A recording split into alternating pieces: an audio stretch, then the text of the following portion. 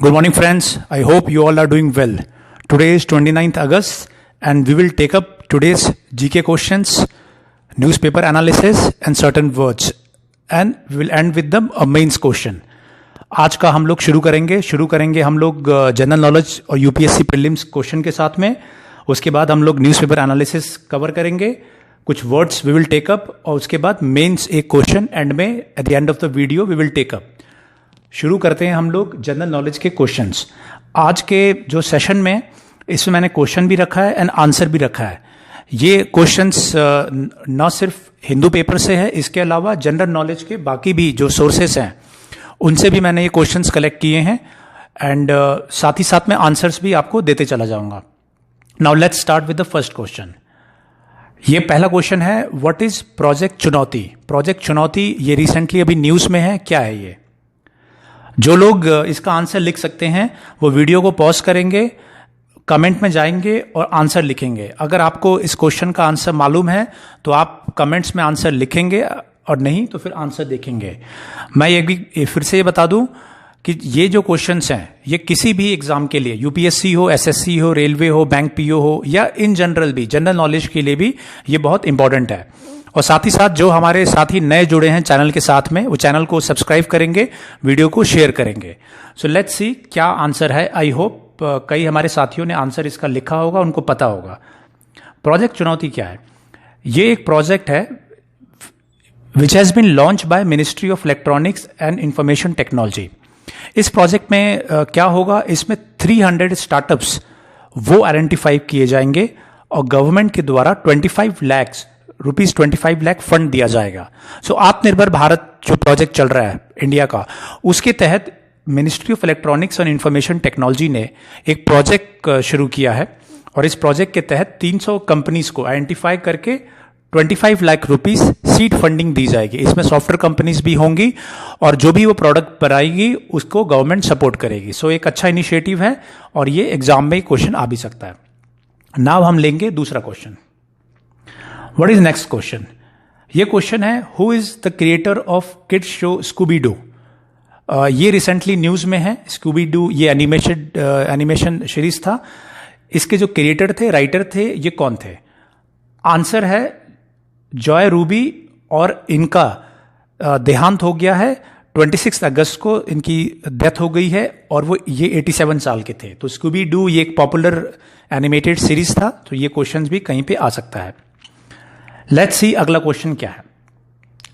अगला क्वेश्चन है, who is the longest serving PM, prime minister of Japan. Now इसका answer आप सभी को पता होना चाहिए. अगर पता है तो कमेंट में जरूर लिखिए, नहीं तो मैं आपको और बताता हूं इसमें. साथ ही साथ क्या आप बता सकते हैं, who has been the youngest prime minister of Japan after world war 2. World war 2 के बाद से जापान के यंगेस्ट प्राइम मिनिस्टर कौन है. इन दोनों ही क्वेश्चन का answer, longest serving PM of Japan and youngest after world war 2, दोनों का आंसर एक है. देखते हैं क्या है आंसर. ये है शिंजो एबे. ये प्राइम मिनिस्टर ऑफ जापान थे जिन्होंने अभी रिजाइन कर दिया. कल ही इन्होंने अनाउंस किया है. किस लिए रिजाइन किया है, पुअर हेल्थ को कोट करते हुए और साथ ही साथ जो कोविड है, कोविड के में अपना पूरा टाइम नहीं दे पा रहे थे लड़ाई लड़ने के लिए, सो इन्होंने रिजाइन कर दिया है. अब इनकी हिस्ट्री क्या है. हिस्ट्री ये है, 2006 में ये इलेक्ट हुए थे पहली बार as a youngest PM after world war 2. इन्होंने क्विट कर दिया 2007 में as a PM of Japan.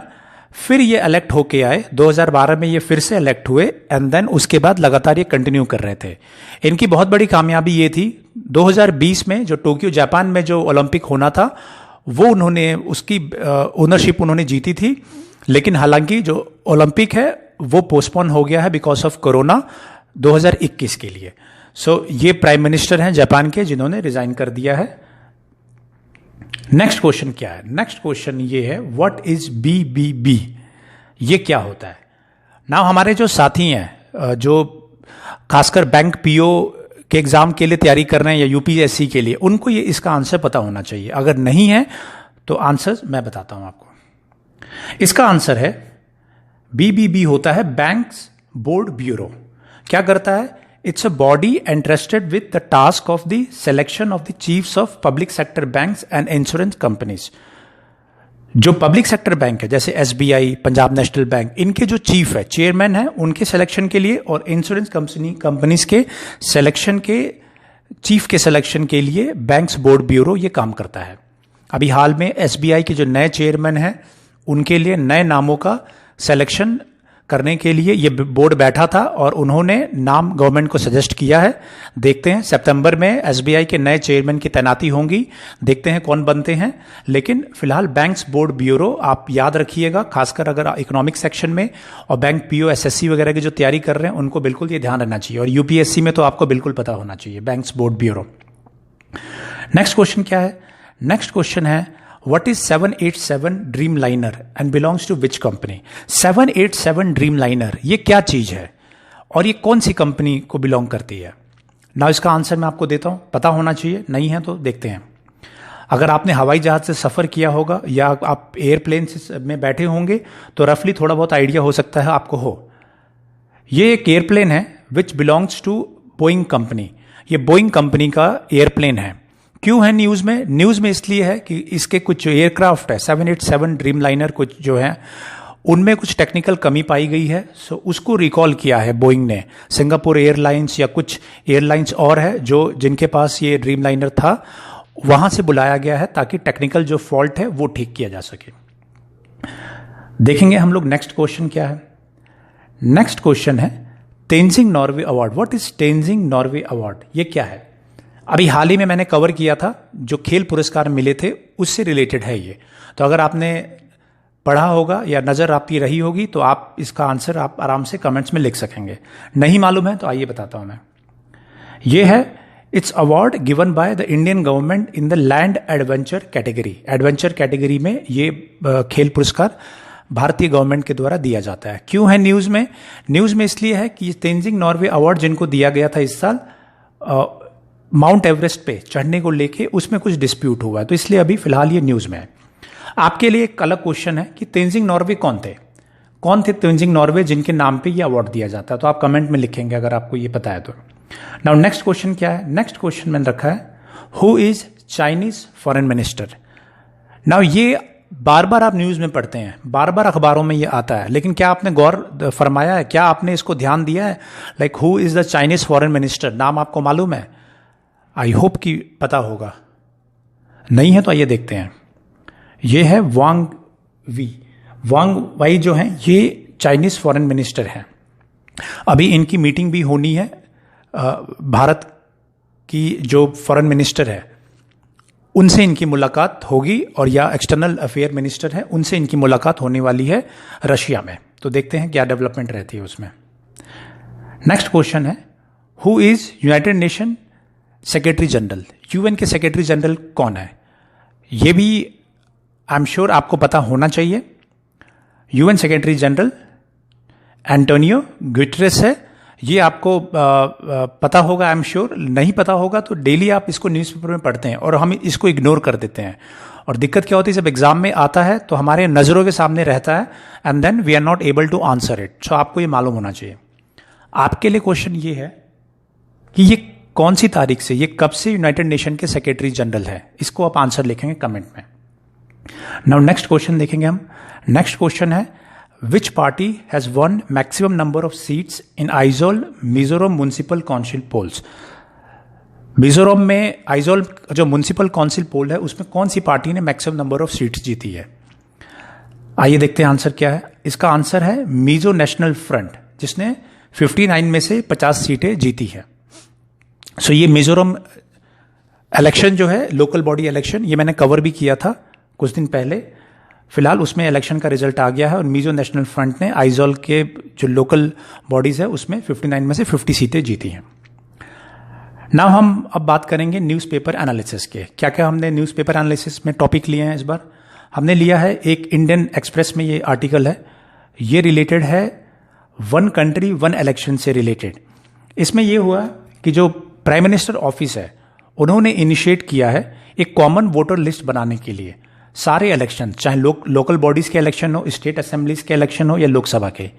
आपको ध्यान होगा जो करंट पार्टी है, गवर्नमेंट है, वो इस फेवर में है कि पूरे कंट्री में एक ही इलेक्शन कराया जाए और उसी इलेक्शन से लोकल बॉडीज, पंचायत और म्युनिसिपैलिटी, उसके भी लोग चुने जाए, जो विधानसभा है उसके भी लोग चुने जाए, और लोकसभा हो उसके लिए भी एक ही चुनाव हो। तो एक ही चुनाव से एक बार में ही जो सरकारें बननी है, चाहे राज्य सरकार बननी हो, चाहे केंद्र सरकार बननी हो, चाहे पंचायत के प्रधान चुने जाने हो, वो सभी एक ही इलेक्शन से चुने जाए। इसके लिए कुछ कॉन्स्टिट्यूशनल अमेंडमेंट्स वो भी करने पड़ेंगे आर्टिकल 243K एंड 243ZA में, उसका भी प्रावधान सेंट्रल गवर्नमेंट करने जा रही है।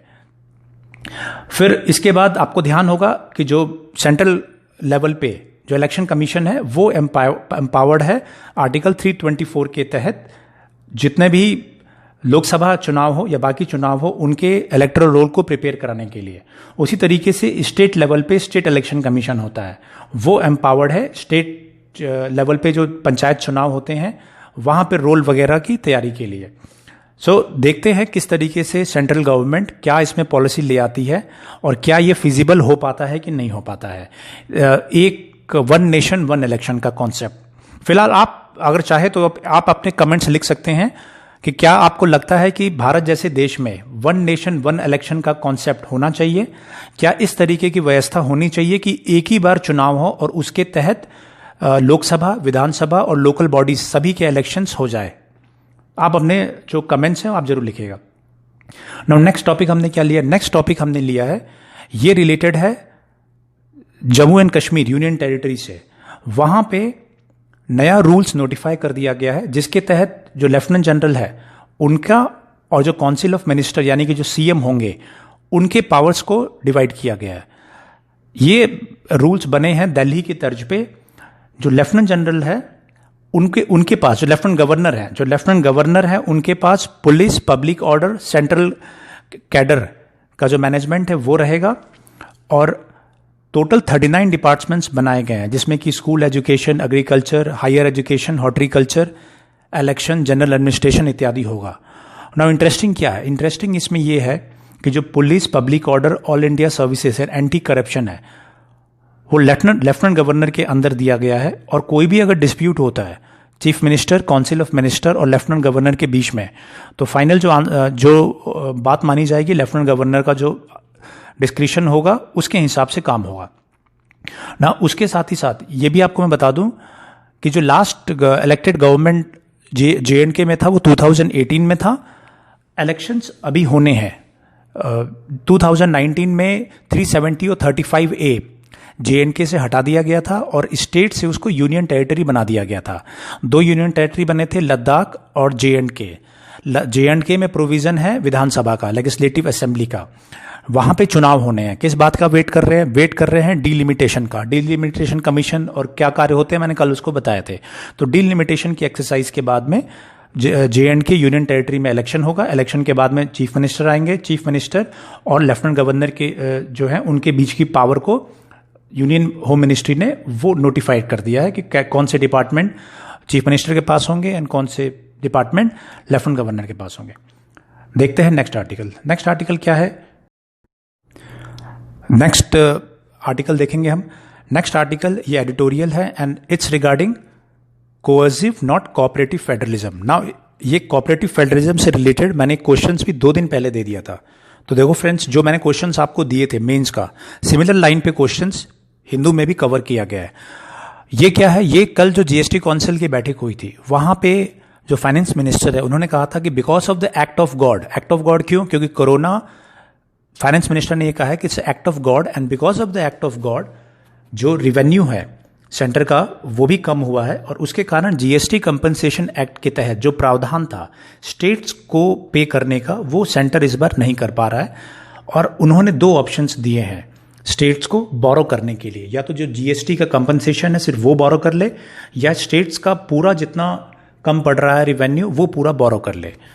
इस आर्टिकल में ये कह रहे हैं कि जो सेंटर है वो उनके लिए मैंडेटरी है अंडर द जीएसटी एक्ट कि वो सारा कंपनसेशन पे करे। और फिर वो कह रहे हैं कि जब 2017 में ये लागू हुआ था तो उसमें यही एनविजन किया गया था कि अगले 5 साल के लिए जो भी कमी आएगी रिवेन्यू में that will be paid by centre. So इस टाइम पे अगर सेंटर नहीं पे कर रहा है so that is not right. फिर ऑथर का ये कहना है कि जब सरप्लस होता है, जब सरप्लस रिवेन्यू होता है, वो सेंटर के द्वारा अपने पास रख लिया जाता है, तो जो डेफिसिट है वो भी शेयर करना चाहिए। फिर ये ऑथर ये कह रहे हैं कि जो दो ऑप्शंस दिए गए हैं स्टेट्स को बोरो करने का, that borrowing should be done by centre, centre के द्वारा वो बोरोविंग करना चाहिए, ना कि स्टेट्स के द्वारा। और बेसिकली ये कह रहे हैं एट द एंड कि जो 14th फाइनेंस कमीशन था उसने ये कहा था कि 42% of central government tax revenue वो स्टेट्स के पास जाएगा, लेकिन जो आंकड़े आए 2015 से 2019 का, उसमें सिर्फ 30% जो सेंट्रल टैक्स कलेक्शन गया वो सिर्फ 30% गया। सो उसी तरीके से कहते हैं कि जो पेट्रोलियम रिवेन्यू है उसके बीच में भी 50-50% पहले था जीएसटी से पहले, लेकिन अब 60:40 का रेशियो हो गया है। एंड देन फिर ये कह रहे हैं कि जो प्राइम मिनिस्टर है उनको ये देखना पड़ेगा कि किस तरीके से जीएसटी को लागू करना है, क्योंकि जीएसटी को उन्होंने कहा था as a good and simple tax, लेकिन प्रॉब्लम इस समय पे ठीक उल्टी है, जहां पे कि ये कॉम्प्लेक्स हो चुका है और स्टेट्स को दिक्कत हो रही है। नाउ ये ऑथर का पॉइंट ऑफ व्यू है, लेकिन सेंट्रल गवर्नमेंट का ये कहना है कि इट्स एक्सेप्शन, ये कोरोना की वजह से एक एक्सेप्शन ईयर है और आगे से फिर जैसा पहले था वैसा ही हो जाएगा। कल मैंने जीएसटी अपने वीडियो में कल और डिटेल में मैंने कवर किया था और आपको रिवेन्यू भी मैंने बताया था एग्जैक्टली कि किस तरीके से महाराष्ट्र का सबसे ज़्यादा जीएसटी रिवेन्यू रहता है। नाउ हम देखेंगे नेक्स्ट क्या है। नेक्स्ट है हमारा मेंस क्वेश्चंस। नाउ ये हमने जो भी टॉपिक्स थे कवर कर लिए जो इंपॉर्टेंट थे।